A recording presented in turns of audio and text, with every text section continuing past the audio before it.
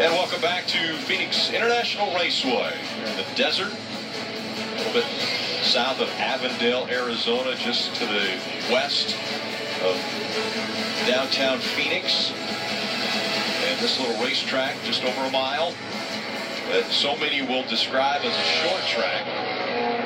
It's because of the configuration and the way it's raced. How about Jamie McMurray? We talk so much about these chasers and their opportunity to win a championship and how they're going to qualify and what that means to them. And here's Jamie McMurray. He's not a chaser, but trying to get his first win of the year and sitting there in P1 right now. Jamie has a best finish at this track of second. That was last year. Let me guess. Kevin Harvick won that race. You are very, very good. He's a good guesser. Yes. Dave. By the way, is he on his cool down lap here now, the one car? That's why we're talking about it. Just checking. Hey, so the first two runs that Jamie made today were race runs. Reasonably happy. They switched over to Q trim, put up that big lap that you're talking about so far, and they're going to stay in qualifying trim for this last hour as well. So, as you said, a chance for Jamie McMurray to do something good before the end of the 2016 season, perhaps win in Phoenix.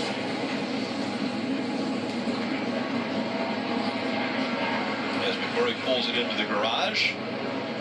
We want to flash back to last week in Paul Menard.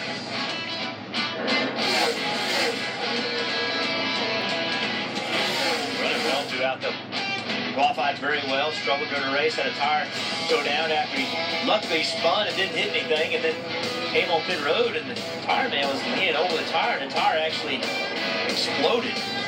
So difficult night for him. Mike. A scary moment indeed, and of course that tire specialist Mason Jennings back at the racetrack here this week. Great to see. Just had an opportunity to speak with him, trying to get a recap of exactly what happened last week in Texas. He said when the tire exploded, it didn't actually hit him. It was just the concussion of the explosion that affected him pretty deeply. He was not diagnosed with a concussion, but he said he's had them in the past, and he feels very similar. He's been very groggy throughout the course of the week, has done a lot of sleeping, he said.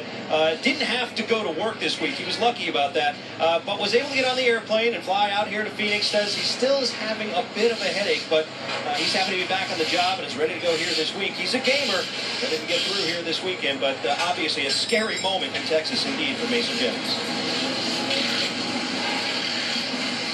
We've always mentioned over and over and over, this is a very dangerous sport. And it's not just on the track, it's also on pit road, it's behind pit wall.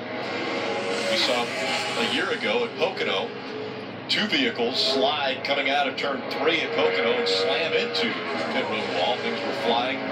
Luckily, no one was hurt in those situations, but there is definitely the possibility of danger in every turn.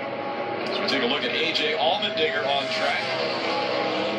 Allmendinger, the California native, has best finish at this racetrack of 6th, but that was all the way back in 2011. Yeah, that first lap moved him up to 21st fastest, but he looked like he was way out of the groove at 3 and 4.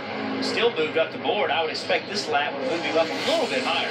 And, that's one thing that's difficult is I'm not sure the first lap is going to give you a great guess at what the second lap is going to be because every driver takes a different approach. A.J. Allmendinger up to 16. But, Jeff, we've seen drivers, Jeff Gordon comes to mind, who's not in the field today, but completely throw away the first lap. Yeah. Know it's going to be slippery, stay in the groove, run 70, 80%, just get everything warm, but really focus on the second lap. Yeah, that's difficult to do. A lot of drivers don't have the confidence to do that. They just want to go out and lay down both laps the best they can. It takes a lot of confidence to go out and run 70% on that first lap, knowing the second lap's going to be better. Denny Hamlin's last lap was the fastest that has been turned in this practice session. He just ran a 25.966 on that last lap as he continues to dig on this lap. He is the fastest on the track right now. And Dave Burns, I know a lot of times we look at our scoring monitors and we say if you're on the right side of the scoring monitor, you're not doing very well. And that right now is where we're seeing the 4 of Kevin Harvick. Yeah, and I was going to say maybe even on the opposite side of where Denny Hamlin is, literally and figuratively. Right now they are switching over to qualifying trim. after making a few race trim runs. So we know it was not trimmed out in the fastest form that it could be. So I, in essence, asked Rodney Childers, are you kind of punting right now and going to qualifying trip? He said, no, that's to plan. Even though Kevin said it might have been even a little bit worse on that last run, as you see him checking things over with our Dale Jarrett right there. He said it might have been even worse than the run previous. Rodney said he's fine, just a little bit tight. And if anybody knows exactly what they need here at Phoenix, it's Harvick. If anybody knows what they need from race trim to race, it is Kevin Harvick as well. So a lot of things yet to be seen from the 4-car here. And once he gets in Q trim, we'll see how that goes. You know, it's interesting. They act and they look as though they're not really on a time crunch or there's not a lot of pressure. But this team has almost got to the point where they look as though they don't feel pressure, because every time Kevin Harvick gets in a position where he has to win to advance, he ends up winning and he ends up advancing. Well, he is once again in that position where he has to win if he wants to advance into the championship 4. Yeah, but Rick, one thing different about NASCAR is, you know, the pit road might be your sidelines and the garage is your locker room, but you share the locker room, you share the garage with every other team. So if you run around like your hair's on fire in a panic, that's only going to motivate the other teams. They know they have you down. So I think the best thing in the world is that demeanor, that calm demeanor. There are head games going on in this garage every minute of every practice all year long. And with this much on the line, the fact that Kevin Harvick looks calm, even when the speed's not there, basically lets everybody believe, well, that must not be the case. They must have another plan. They don't believe that they're a little off the pace. And you'll hear it tonight. If the 4-car looks like they're off the pace, you'll still hear the teams talk about, oh, the 4-car seems to be, because it's record race, and they don't show that sign of weakness. How about this team?